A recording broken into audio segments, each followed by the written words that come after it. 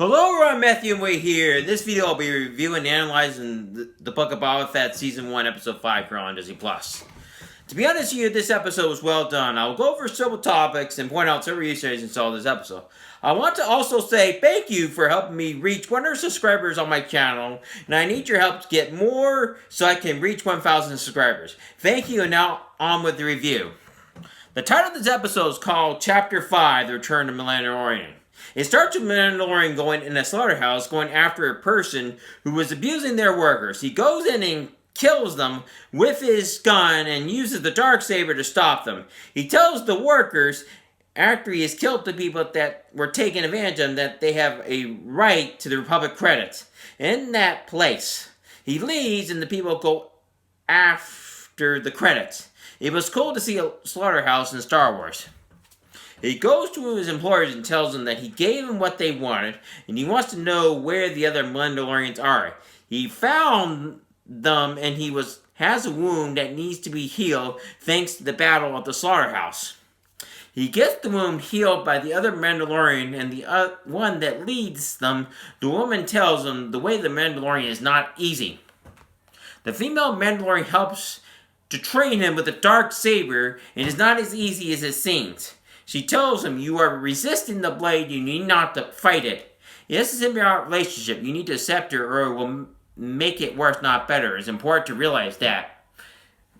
He says he's not fighting the blade, but she tells him that the blade says otherwise. So that's what I mean by symbiotic. If he's not fighting with the blade, it's going to fight against you, so it needs to fight with it. He gets in a fight with the other male Mandalorian for the right to wield the blade. The other Mandalorian fights him, and the battle gets interesting, and you must stay strong in it. He beats him, but it was not easy. He gets asked by the female Mandalorian, have you taken your helmet off? Has it ever been removed? The male Mandalorian says no. The Mandalorian says yes, he has taken it off. As the viewer knows, he would have taken it off in the last episode that we saw the Mandalorian in, which is Season 2, Episode 8 of The Mandalorian.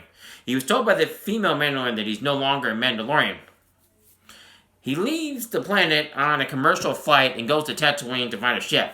The droid asks him to leave his weapons. He says his weapons is part of religion, but he has to do it anyway because he won't be allowed to board a flight like you would in real life. He can't be allowed to board a commercial flight like on an airplane, for example, with a weapon. And that makes sense to me here, since this is no different than flying on an airplane if you're flying in real life.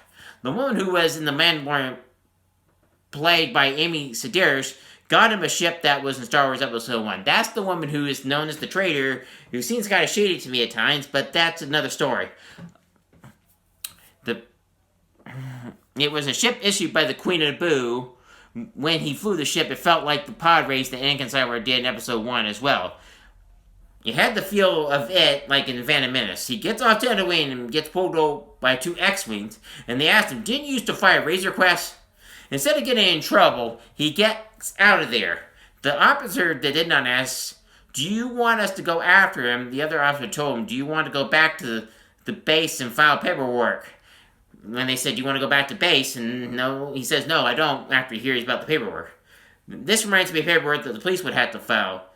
You know, not everything in police work is always nice and easy. They always have to go and file paperwork. Not everything's about just bang, bang, shoot, shoot. You have to sometimes do that stuff. And since I've worked in my other life and I still do that until obviously get mine as we used to, as a paralegal, there's paperwork there. Life has paperwork. It's just the way it is. It was nice to see or hear something like that. I will not spoil the ending, but it does get the viewer to the climax of this episode. The episode was a Mandalorian episode and had the feel that you expect to see when the viewer is watching that show. It was nice to see that. I give this episode a 10 out of 10 rating. It did an absolutely excellent job making you think that you're watching The Mandalorian instead of watching the Book of Boba Fett. It was nice to see Easter eggs from Episode 1, and there are those that did not like Phantom Menace, but this redeems it in that sense. If you enjoyed this video, please like and subscribe to my channel. Please hit the notification bell to be notified of any videos that come on the channel at the bottom of this video. Please consider checking out my other channel, Tiger Man, where I promote my books that I wrote on that character. Please let me know what books, movies, and TV shows you'd like me to review next in the comment section below. Please share this with your friends and family so that my channel can grow. Thank you and have a wonderful day.